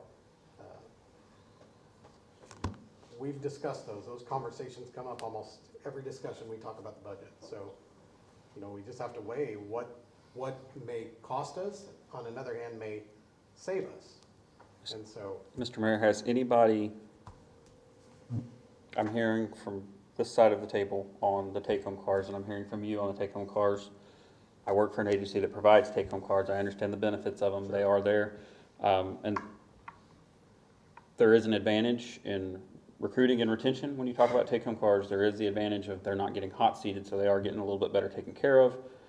And there's some other advantages in quicker response times if you need to do a callback for them. There's some other things. The city of Tulsa, this is somewhat of a counter to what they're saying, and meeting everybody in the middle here. The city of Tulsa charges their employees a GSA rate from their residence to the city limits of Tulsa, if they live outside the city limits. And if they want to take home car, the employees opt into that. It's 22 or 23 cents a mile. It's not much. It comes out of their payroll as an automatic deduction. I just think it's something to be aware of before we would take-home cars off the table. I know we have a certain amount of employees that don't live within the city that work for the police department, and I know that it would negatively impact those employees, and probably negatively impact the department for Jeremy to be able to retain some of those employees. But that doesn't mean that the city has to eat the entire cost either. So, might be something to consider. but I think as we look at that, Tyler, that is, in a small way, that is how we can start a discussion of increasing revenues. Increasing that deduction. Terry, if I can use the idea you came up with a few weeks ago about Graham. And I told Terry I was very grateful for the suggestion, is that, you know, we have the Graham building, which is, are we good? Well, I gotta just sit down for a few minutes. Yeah, go ahead, pull a chair up. Absolutely, we don't need to. I'm the only one standing. You know, we talked about this, and Terry came to, and I appreciated it, because we too had that conversation about revenues and increases and things, and he said, well, you know, we have the Graham building, which was donated by Graham, and we have a gravel pit that was also donated by Graham. So we sell the gravel pit, why don't we take the money we make from that and put it into the Graham building? Right? That's a great idea. Thank you, Terry. We've also talked, Courtney and I also talked, and you guys unanimously approved it last week, to increase the rental rates. I believe it was unanimous. Did you vote no on that? No. Okay. I voted no, but You voted it no, wasn't of for the course. rental rates, it was the other part that I didn't like. But the idea is, we're looking at that saying, okay, how do we cover those utilities that are still climbing month by month? Well, we've got to, and so when we say increase revenues, it's also ways to just ease the burdens, these little burdens. So, you know, my encouragement is still, and I know, call it a pep talk, but it's the reality, is we need to all be minding ourselves to think that way. What are the little things we can bring to the table that help with these little offsets? And it's not always, like I said, that's not a taxation. The only one that's gonna really impact is the person that buys it and the little bit that, you know, we can put into that building. And so, And I might also add that I also suggested the same for the PYO building, because that was another Graham gift, but that's another. right, the Argument. idea is where you were at with your direction on that. And so 100%, we appreciate it, and I told Terry that from the get-go. You know, we get back to the discussion of the budget and where we're at. you know, I think I pressed pretty hard for you to give me numbers and tell me what we can do. And those are the numbers that Jeff came up with. Those are the numbers that were presented with, you know, Courtney and I having discussions, talking about things, working with the department heads, trying to get those in. Been very transparent to anybody that comes in that wants to look at what we've done. Charles, you and I sat the other day for quite a while, going through almost line by line on this. And so, you know, I think the one thing that we also, it's not a justification, it's not a making anything right or wrong, is we have to remember, when we came into last fiscal year, we had next to nothing in reserves. There's very little to work with on top of the budget. So a deplenished reserve on top of deplenished excess just didn't in general set us up for a good situation. Is that fair to say? Yeah, the trend started Before. So, to just kind of summarize everything tonight, Yeah. here's kind of what I've heard. We've got to look for ways to get $600,000 saved, cut, whatever. You know, the quickest way to save money is through personnel. And let's be blunt, we've had personnel for years now that we have not been able to afford based on our revenue coming in. That's why I pushed the hiring freeze so hard last year. Is hiring freezes through attrition will bring costs down the quickest way. Not vehicle maintenance, not anything else that we've been all talking about tonight. We need to continue really keeping the personnel costs under control, and as people leave, we cannot hire them. That's just got to be the fact. The one thing that's jumping out at me is overtime across all the departments. This council needs to take immediate action on overtime to get it under control in one way or the other, and I think that's what we need to be talking about. I know we probably have a couple of city employees who are about to leave. I don't know if there's a couple more, but that's how we're gonna do it. There's no other way we're gonna do it. And that's it. As far as the mayor's point about generating revenue, I agree that we have all got to continue thinking about how to increase revenues here. And it sounds like the one thing that's really optimistic right now is this new sales and use tax. And I think we need to get that in play and in place as quickly as possible. Would that have to go to the vote of the people? Is it too late? It's not a new tax, it's increasing the current sales and use tax. Which is a new tax. Right. Yeah. Okay. an additional. But I think we need to really push that hard because, and I would like to see an estimate of how much that additional tax would actually create revenue for the general fund. Well, are you, like, what percentage are you talking of an increase? What were you talking, Mayor, 3% maybe? 3%? And again, that's just for everybody's clarity. That's kind of what I spent today looking at and going on, and we have, When you say percent, like a 3-cent increase or a? it would be attached to the hotel-motel lodging. Oh, So trying to find how that all works out. okay, through the so tax it's not a commission. sales tax, it's part of the. Correct. No, it's hotel, yeah. Oh.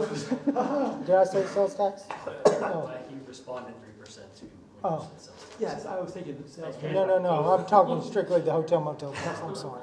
I was a little, okay. Which is, you know, the mayor and I think we talked about this yesterday, maybe? Yeah, Yes. something like that. It's a win-win because No, it's I not, agree with it's the not a hotel. tax would never be a tax on the residents of Pryor. It's just for the people coming in, Usually, yeah. what, tourists, transient workers, whatever. Yeah. So I think that is a phenomenal way to quickly get some revenues coming into the general fund if we can do it, but, you know, the elephant in the room tonight's personnel costs. We've got to, if we're gonna bring it down 600,000 quick, it's gonna be through personnel, and hopefully we can do that through attrition. What you said about overtime, I 100% agree. Is that something that we can even discuss in detail now, or do we have to get that as an agenda item? I would wait and put it on the agenda. Yeah, same. Sorry, I Okay. didn't mean to answer. So I would request that we put that on the agenda. At least for discussion purposes. And I did request some information from Courtney earlier this week, yesterday actually, on overtime for the last few years. I'm still digging through it and getting my hands around it, but it's a lot, I will tell you that. That is a significant amount of money we're spending, probably second to the actual salaries, and based on the way it looks. I'll tell you guys, just so you know, it's in the pipeline. We'll start doing research on council's ability to limit overtime for emergency services. So you guys know that's in the works of what, if you can, how you can, that kind of stuff. For me, all this discussion is good, and if we can do something, I'm against any kind of sales tax and prior fees, but if we can reduce other spending, and the last resort is lay anybody off. I think that's the last resort we need to even look at. Correct. But we're gonna have to monitor this thing every month. If we don't do any better than we did last year, we'll be broke in next year. We've got to get a hold of it. Are you saying we might not be able to limit overtime for emergency services? Saying I'm looking into the possibility of if you can or can't. Okay. I don't have any opinion at this point. So it's an unknown for you at the moment. I know that's an issue that will be popping up. So what was the genesis of your research, if you don't mind my asking? You can't tell a chief who's elected how to run his department. Is where I'm Say that a little more loudly, please.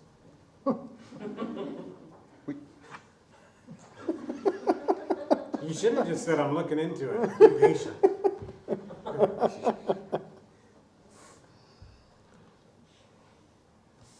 Mayor, So what do we Yes, go from sir.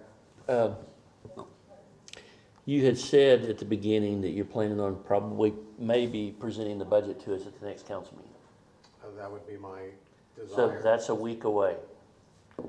So within a week, you've got to have that $600,000 trimmed down. Do you Within think that- that's realistic? Within that week, there's gonna be a lot of talks with Jeff and, making those comments, so, You see, I mean, it's really not that difficult. You could just allocate it to unallocated, and when the departments go over, you just move it, unless you guys make decisions to change some of them, how some of the money is spent. Which I think is what this council is saying that we want done. Yes. It will you will still have the same expenses, again, like I said, unless you make proactive decisions. We know, I think we understand we have fixed costs.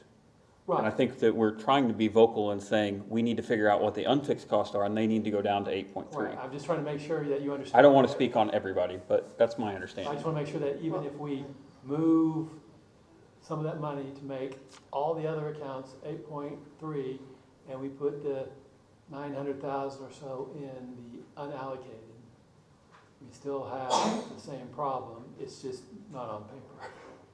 Mayor, you also mentioned that you're looking at other revenue sources. Now, in addition to the sales tax increase from people buying and shopping in Pryor, what are the other realistic 4, 5, 6 things that you're looking at? well, you put a good number on it there, that I don't remember saying 4, 5, or 6 of. You know, No, I'm just saying, what are your, so, you know, we've talked in here about some of those, some kind of a fee on the utility bills, which again, I live here just like everybody else in this, most everybody else in this room. And I understand times are tough and I got it, but if my portion would help, then my portion will help and I'm okay with it. That's my opinion. How many meters do we have in the city? We have about 15,000 with, depending on how these apartments are put up, that'll be coming within the next year or two. It could be another 1,000. So, and I think the number I used previously was an arbitrary number, nothing etched in stone, Right. nothing said. Say hypothetically it was $5 a meter, that gets us over the $900,000. and most places have 3 meters. Correct. Have you already have you been in discussion with MEB about this yet? Jared is the one that gave me the numbers, that we had 15,000 meters, so as we talk, roughly 15,000, give or take, Yeah. a handful. So those though, will require going to the MUB board.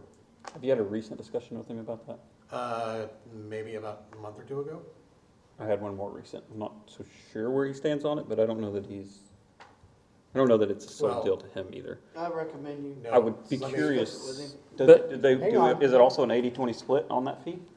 So, Jeff, you and I talked about how that would work. What's ours is ours by charter, correct? Well, So what we okay, get the for charter that- says there has to be a reasonable profit. And right now, that reasonable profit is generally $775,000. 775 is what we get. Okay, and you get 80% of it and they get 20, but see, they also get to deduct all their additions and Right. expenses. So sometimes they're reasonable, sometimes they actually don't have a profit, but we still get our 775. There has been one year in recent history where they actually had more and you got a bonus check, but that doesn't happen very Yeah. often. To your point, let me be very loud and clear. This was just a discussion with Jared, nothing set in stone. The conversation did go forward, that it has to go through his board. Okay. So I'm not gonna speak in Jared's behalf or his board's behalf. No, and I'm not expecting you to, I'm just asking if you have I- discussed. it. I know, Yeah, okay. I'm saying that because I'm sure Jared is watching and I wanna make sure he understands I'm not speaking in his behalf. Hey, Jared. Jared, how you doing? But the idea is to be clear that those were discussions that we had. And I go back to the meter fee because that was just the what we talked about. There's any number of things we could do, whatever we call it, and that would just be one path. Again, the other is working with our builders so they'll build, working with the property owners, encouraging them to, if you've got a business in our downtown area, stop closing at 4 o'clock. Because most of the community is just, right, okay? Most of the community is just getting off work at 4. I think, Bridget, can I share your text to me yesterday without using the names you gave me? Because I don't want to throw anybody under the bus, but Bridget was gonna go have a cup of coffee with somebody. And the first place they went to for their cup of coffee was closed. Then they went to another one to have a soda, and it was closed. And the idea is encouraging these businesses to stay open during prime hours of business. We talk about activities that we could do as a community to just encourage that. The Bluegrass and Chili Festival is one. We're not in that to make a profit. We're in that to promote our town. And so, those are the things, and you're right, Tyler, they're not immediate. It's not gonna be a do it today and then we see a result by the time we wake up in the morning. But that trickle effect has to start somewhere. And so, those are the things we've gotta get minded, and it takes every single one of us to be minded in whatever we do has to have the benefit of our city in mind, has to encourage revenues, it has to encourage people to want to stay here and shop. We all go out of town to eat. We all go places that take our business elsewhere. But what we can do and we could do, we need to continue to in a unified voice, support Pryor, support local, shop local, eat local whenever you can. But at the same time, let's not get off the fact that we are pressing our departments. We are working with them to find these cuts, to work on it. It's a two-edged deal. We got to work on both sides equally. Do you know what our fixed costs were last year? I'd have to do math, a lot of math. And no, I don't, but your payroll was about the 7 million something. I can get you the budget for what we approved for the fixed cost last year. You mean the payroll? Yeah. Yeah, that's the payroll, that's true. Yeah, payroll 7.6 million-ish. Yeah. and For then- last year, it's and- 7,603,601.77. And then your other costs that might be considered fixed would be your insurance. Maintenance fees, or subscription and maintenance fees. Yeah, it's your dues, like the OML and things like that. Correct. But, that might be a few $100,000, okay? And then a lot of it's just, you know, supplies, office repairs, fuel, stuff. It's just the stuff you gotta have to operate day to day. So it's really, I mean, I wouldn't necessarily call that fixed, but it's certainly, Controllable. it's controllable, but it's not something you can But- do without totally. Correct, but fixed, we're gonna have to pay for. So my reason for asking that is that when we get a budget next week, I'm understanding you to say, you can put it all in unallocated reserves, but if you have fixed costs that are gonna be there, it's just, you're just playing hide the ball long enough till it comes You're out. still gonna spend the money unless you actively make Right. some changes. And so when we're looking at the budget, I would like the other council members and myself to look at it and be understanding in, are we looking at fixed costs, that this is what we're looking at, or are we looking at costs that can be controlled? Does that make sense? All costs can be controlled to an extent. Well, except for the ones you're saying are fixed that you know we're gonna expend anyway. Well, unless you make proactive decisions, Yes. yes. I mean, if you do nothing, your payroll costs are fixed, your insurance costs are fixed, your dues costs, whatever, all Yes. that's fixed. So what I'm saying is, you know, you guys can affect almost any and all items on the budget by making certain decisions, whether you want to or not. That's what, but payroll is fixed unless you make a change. You know, there's nothing in there except maybe insurance, something that you really don't have the control of. And even then, you can make changes to policies to affect some change. Okay, and then to be solution-minded, we found 300 and something thousand in ARPA money. What other money out there exists that we don't know about that could help That us? ARPA money was in Fund 5. We made a decision last year to move it over and count it as part of the general fund. We did that when we did the budget last year. Yes. But the money actually stayed in the ARPA account, and so when I was doing my little projections, I looked at the general fund.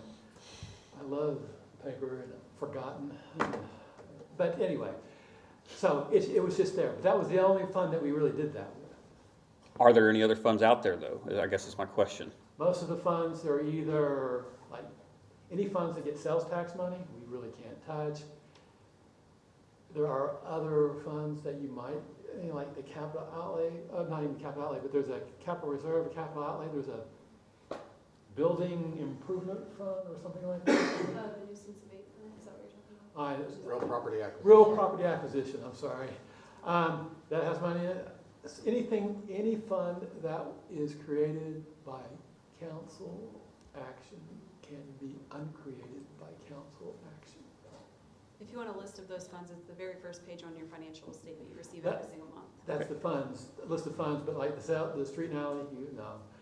The capital improvement fund, which gets sales tax, no. The golf course, no. Right. Yeah, those things are no. But there's a few. But I get that. To your point, the $340,000 in ARPA money wasn't on our monthly report that we got, and that's what I'm asking about. Is there other money out there that we? It does show up on there because It was in a actually different transferred fund. from- Okay. It was in Fund 5, not Fund 2. So you actually did see it, it just wasn't in the general fund. Gotcha. Real property acquisition, Jeff, what is the statutory guidance on what that can be spent for, and or the council decided what it was gonna be spent I for? don't think there is any statutory requirement.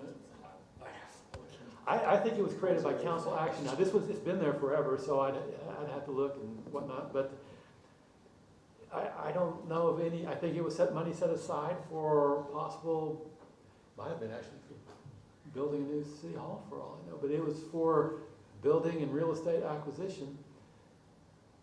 And it's just been sitting there. It was also for nuisance abatements, it was for. Right, we'd use it a little bit, but most of the money just sits there. Right. And that was, according to Mayor Trammell, that was council created. Right, They just created. okay. And that's the fund that we used last council meeting to pay for the new air conditioner out of. I want to make a comment as far as limiting a department head that was elected.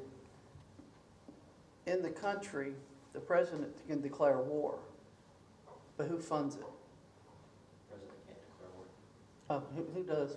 What do you do? Congress. Congress. Okay. I thought you were a But- constitutional well- expert.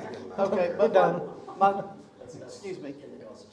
All right, but my thought is, who funds it though? Who says, I mean, he's the commander in chief, but he's limited with the finances. If the money is not there, no elected official can spend more money than they're allocated, is what I'm saying. Yeah. Federal government's way There's a different. lot to unpack there. Yeah. So the federal government has the ability to print money. But we don't. Now, there's a thought. I don't think you can compare Congress finance to municipal. But what I'm saying is, if we don't have it, we don't have it. Credibility. He was a constitutional expert Listen, I think what one he's, time. I think what he's coming to, we can't set, I know. we can't set the schedule for the police, but to get moving on, where are we going towards at this point? I think Chris is just trying to say that it's our job to control the purse. Yeah, that's Yeah. what I'm trying to say, and I might have made an error, because I didn't research it before I spoke. It is. I am you're not gonna have perfect. some problem. Never claimed to be. There's some reconciliation to be done, and that's what he's doing. Well, is this $9 million budget gonna reflect the 600,000 What are you off of doing? it? Is that what we're gonna end up doing? or- Well, I tell you what, let us work and we'll see what we can come up with, but even, like as I said before, if we come up with an $8.3 million budget and 900,000, I mean, I can make that happen real easy, but the fact is, if we still have the expenses that are already set to be expended unless we do something to change it. So if we don't make any changes, we should be prepared to get into our reserves again next year. Oh, yes. And they'll probably be, if we do like we did the year before, then they'll be gone. If it was 600,000 short, no, they won't be gone, but it won't be, We can't buy a car, can we? well, let's just say, I'd have to do some calculating, but maybe you might have some years left, starting now. So if this year and another year, and then if you didn't do anything, then that next year after that might run out. You're asking me to do a lot of calculating in my head. But if we don't make changes, essentially our budgetable amount is going to continue to go down because we're going to eat into some of our reserves. We can only budget 90% of our revenues. Yes. It's going to continue to decrease what our reserve amount is because we ate into it the previous year, which now we've gone down. We're going to continue to stair step down. Right. Yeah. Right, that is correct. Of course, as I said, the limit should still be truthfully what your revenue is. Correct. So unless it goes up, it'll be at $8.3 million. Again, Okay. does that make sense? It makes sense to me, but I don't. All right. I'm curious how we get to 8.3, and that's I ended up not on my that. job. But Well, it's all your revenues, your sales tax, your use tax, your various other little taxes, your franchise fees. no. I'm curious how we get our budget down to 8.3. Oh, How we make the cuts. I'm curious to see how we're going to be able to work that to get that to that number. Piggybacking on what he's saying, Tyler's called mayor math. with the current payroll obligations and our other expenditures, is it even theoretically possible to hit that 8.3 at this point with the current staffing levels we have in the city? I don't know off the top of my head. I would have to actually calculate, but if your payroll is 7.5, then that leaves 800,000 for everything else. And there's a lot of everything else's. Yes, there is. In fact, how much did you spend on insurance? Property, vehicle, or employee personnel? Property, vehicle. Property was 134,875.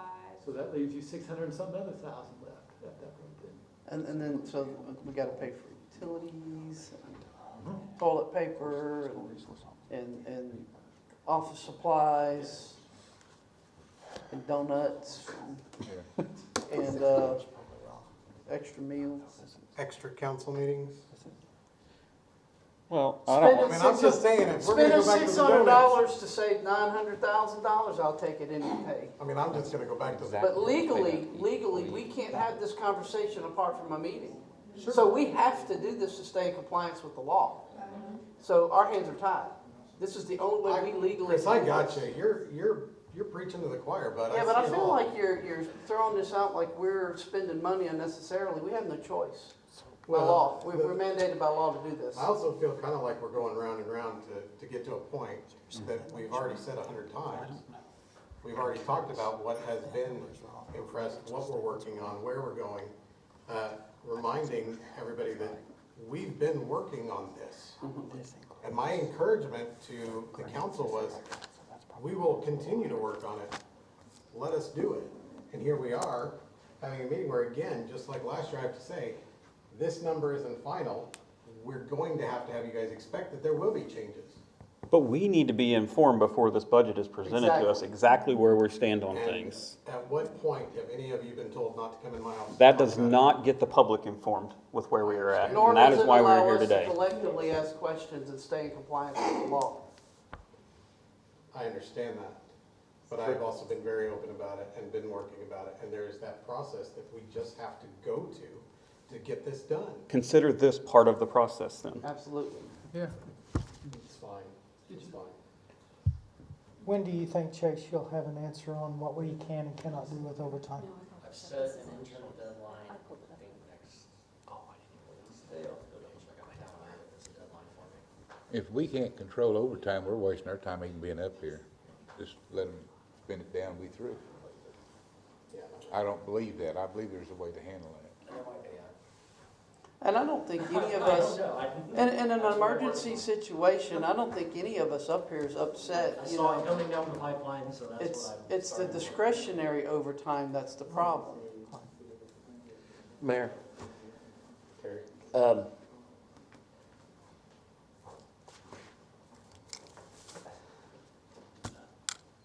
let me collect my thought on that. I'll ask the question in a moment.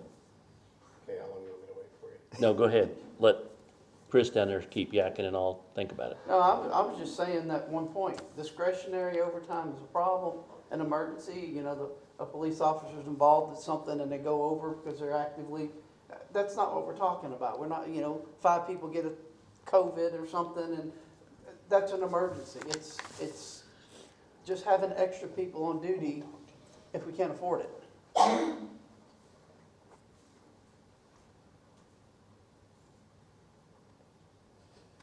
Do I need to talk more, or are you good?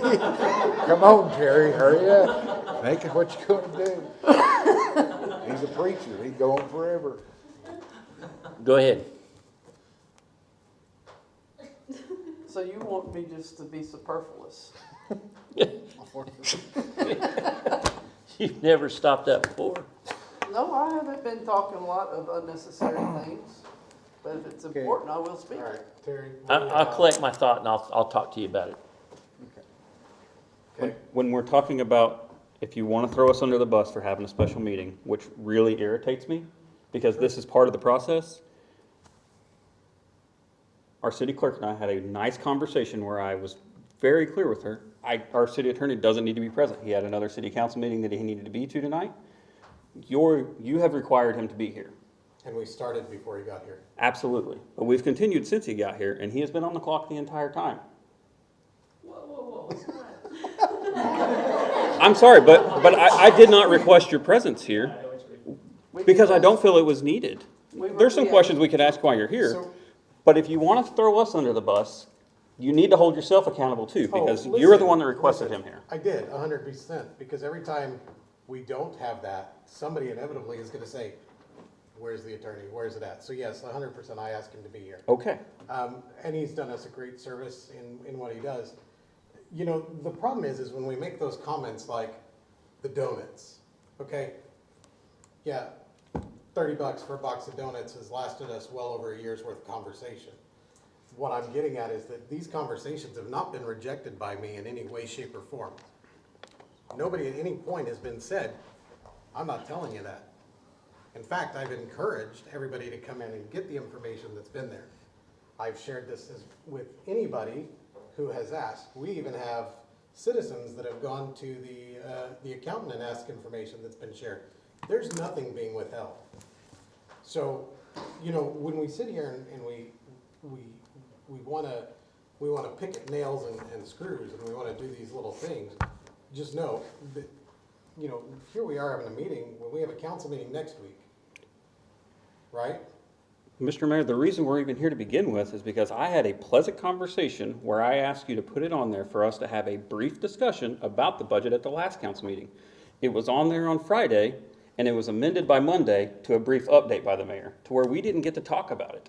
I submitted things for our O&I committee, and you changed those for the agenda. So the reason that we're here tonight is because it took 3 of us to put a council meeting together so that we could actually take the action and discussion that we wanted and the public deserves to hear and for us to have. You're telling me that I changed the wording on what you sent? I'm telling you that the previous council meeting, you gave brief update from the mayor regarding the budget. Our phone call, the Thursday before that, you had told me we would have a brief discussion about the update.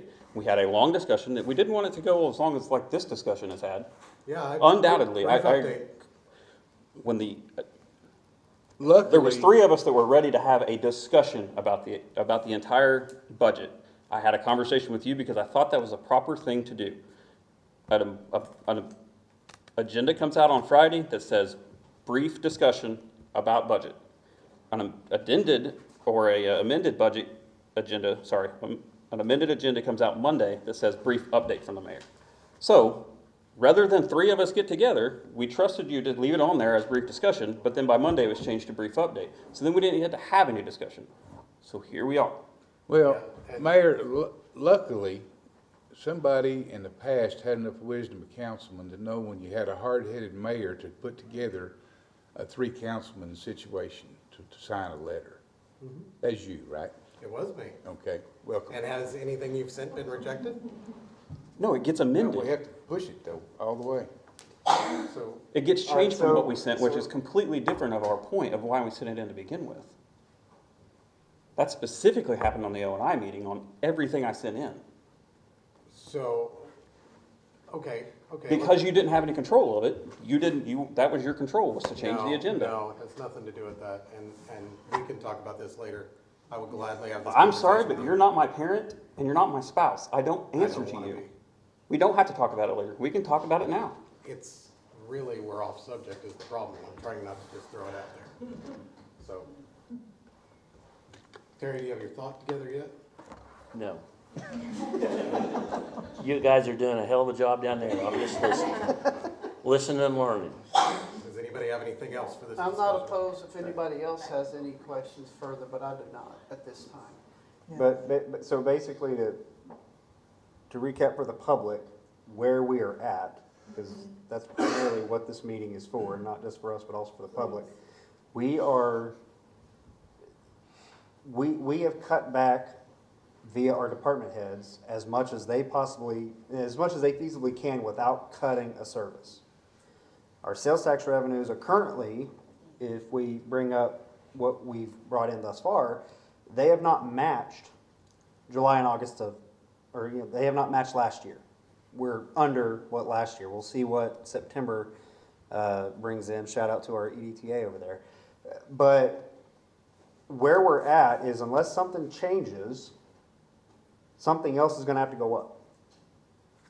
Or out. Or out. Out or up, one or the other. If you want to be another So- councilman, you won't raise taxes or a fee, Well, they'll hang us all. Well, I'm not personally going to vote to put a fee in place. I'd much rather that go to a vote too. I know we have the power. But even if it's something I might support or not support, but still, that's where we're at. So, Terry? Yes, you're planning on having the budget possibly next week. We still have not approved police and fire negotiations yet. So is anything going on in those police and fire negotiations gonna have to be accomplished or before to figure into your budget? So, yeah, we're gonna have to Or are we simultaneously gonna approve those potentially that night too and be done? No, so let me answer your question. The negotiating group has not been complete since that meeting. Remember, one of them has been. Yes, but there's an alternate, right? Right now, I don't know that I've got an alternate Okay. that we're bringing into that. Okay. And so as we go forward with that, we haven't had the opportunity to discuss, since we had our executive session, Okay. what the council discussed. Is that You didn't want to correct? negotiate with them alone again? That never happened. Thank you. We did discuss, Lisa Zach. was there. let's just move him forward, please. Explain if this is gonna have to do with the budget. We have to discuss what the council talked about. Okay. And that's negotiation, and we clearly have been instructed in the past not to discuss negotiations in open council meeting. Okay. If you remember when we had that with the school situation, I'm not prepared to have that discussion openly tonight anyway, because we haven't met, so those things still have to be looked at. So are there things that are gonna drive that budget, whether to wait to approve it or not, because of the potential for maybe extra expenses in it? Those are the things that Jeff and I are gonna sit down and talk about this week, like I promised you, so. Okay. Remember, when we started this, I was clear, and I've said it in the middle, these numbers are still changing, this is still not complete. This was a meeting that was asked to be had, and we are having it, so. Mayor, I'm glad that we did. We've had a lot of discussion between everybody and a lot of questions. And now the public knows, without me going to Facebook, Thank you. what we're doing. And I hope that you're telling me that your $9 million budget is going to reflect a $600,000 saving when we get through. Is that what you're telling me? Let's hope we can get it to where we need it to be, Bruce, Okay. right? Simple question. Simple answer. Anything else? And then lastly, I think Courtney, somebody mentioned it earlier and Courtney clarified it, we are still in the hiring freeze. Yeah. So that question was asked to me by at least one of you sometimes recently. So yes, we are still officially have a hiring freeze on until we release it. By the Technically, there's council. no other requirements outside of what you guys had prior to the hiring freeze. It's last amended to,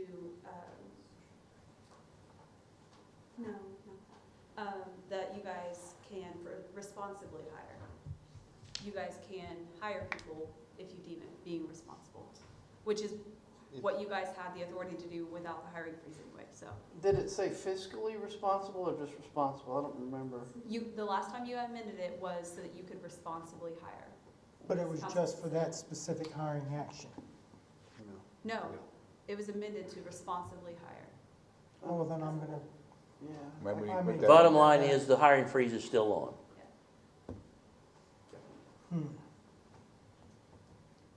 Okay, we will, Jeff, around enough. I'm through.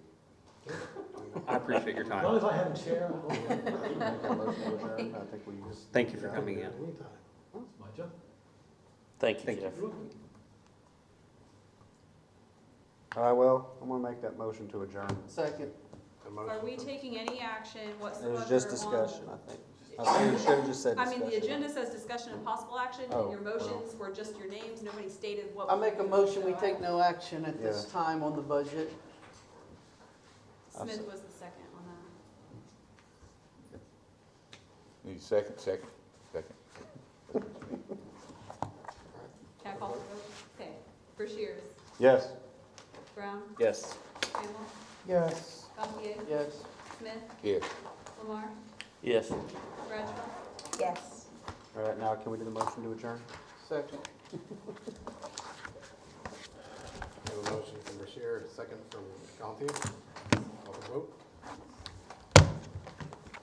Brown, Yes. Trammell, Yes. Gantier, Yes. Smith, Yes. Lamar, Yes. Bradshaw, Yes. Brashears. Yes.